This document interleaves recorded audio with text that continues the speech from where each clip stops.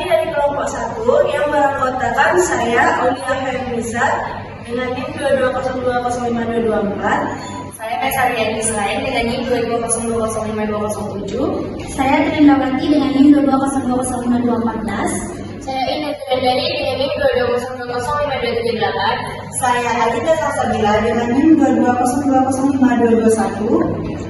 Kami akan menampilkan video dari materi ISBD tentang kasus yang berada di Kelurahan Wonorejo. Selamat menyaksikan. Assalamualaikum warahmatullahi wabarakatuh. Kami dari kelompok 1 mata kuliah ISBD. Nah, kami sekarang berada di lokasi Kelurahan Wonorejo. Di mana di sini ada permasalahan yaitu pembuangan sampah sembarangan. Nah, ini dia permasalahannya.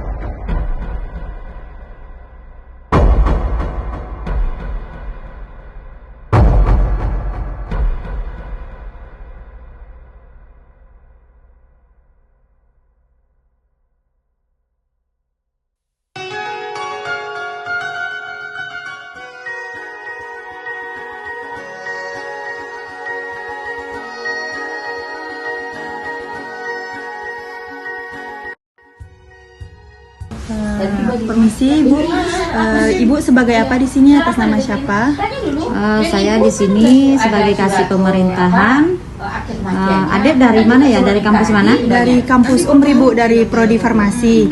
Nah, di sini kami ingin bertanya tentang permasalahan di kelurahan ini, yaitu Kelurahan Wonorejo ya Bu. Iya. Tentang sampah yang menumpuk yang dibuang sembarangan. Nah, itu untuk menangani permasalahan tersebut sulit nggak Bu?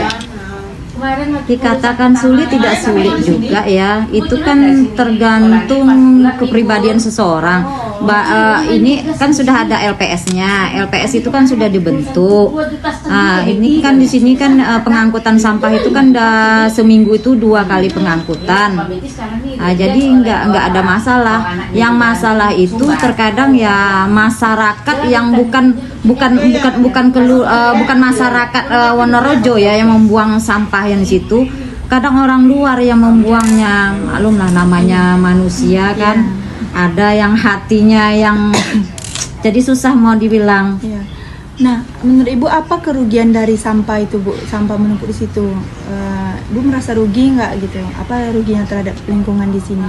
Ya banyaklah kerugiannya. Pertama baunya. Ya. Kedua kan kita tidak tahu namanya sampah itu kan pasti ada virusnya. Iya, bakterinya. Bakterinya. Nah itu. Dan warga dekat sekitar situ pun merasa komplain, apalagi di situ dekat sekolah. Iya. Jadi SMA susah. ya? Iya.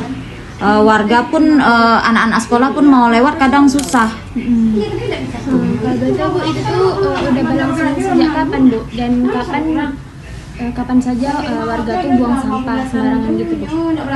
Itu tak salah ya, kalau nggak salah pas pemutusan sama PT. Dulu kan kita kan pemerintah kan kerja sama PT tuh. Sekarang kan kita udah diputuskan, semenjak itulah dia untuk membuang sampah itu nggak tahu TPS-nya kemana. Jadi dia membuang sembarangan di situ. Tapi kan sekarang kan TPS kita kan udah dibentuk. Membuanglah sampah di depan rumah. Jadi kan TPS ini mengambil di depan rumah masing-masing. Itu. Sebelumnya Bu, dari pemerintah tuh udah ada teguran atau belum? Sudah ada teguran, perdanya pun udah dibentuk tapi belum disetujui kan membuat peraturan undang-undang itu kan harus butuh proses. Jadi kan tidak bisa untuk secepat itu. Apa solusi kira-kira dari Ibu menurut Ibu tentang permasalahan sampah tersebut? Solusinya sih itu tuh sebenarnya tergantung seseorangnya, diri masing, kesadaran kita ya. Karena kita nih kan sampah udah ada TPS masing-masing, sudah ada tempat pembuangannya. Tetapi kan namanya warga, jadi kan susah kita nih. Kurang kesadaran dirinya. Memang etikanya tuh memang nggak ada. Jadi susah. Terkadang sampah itu kita pas jam-jam kayak gini terkadang nggak ada. Pas jam kita pulang dia itu membuang. Di situ ya. Sementara Itu malam kita, gitu ya, iya, malam. terkadang kan kita tidak bisa Memantau mengontrol di terus situ, karena itu memang bukan pembuangan TPS di situ.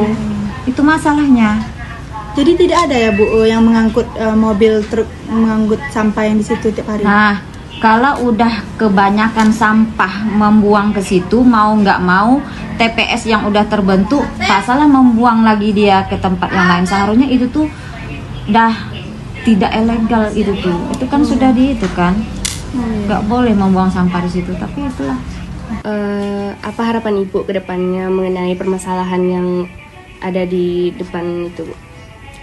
Harapan saya sampah itu pertama manusianya tuh harus sadar diri dulu.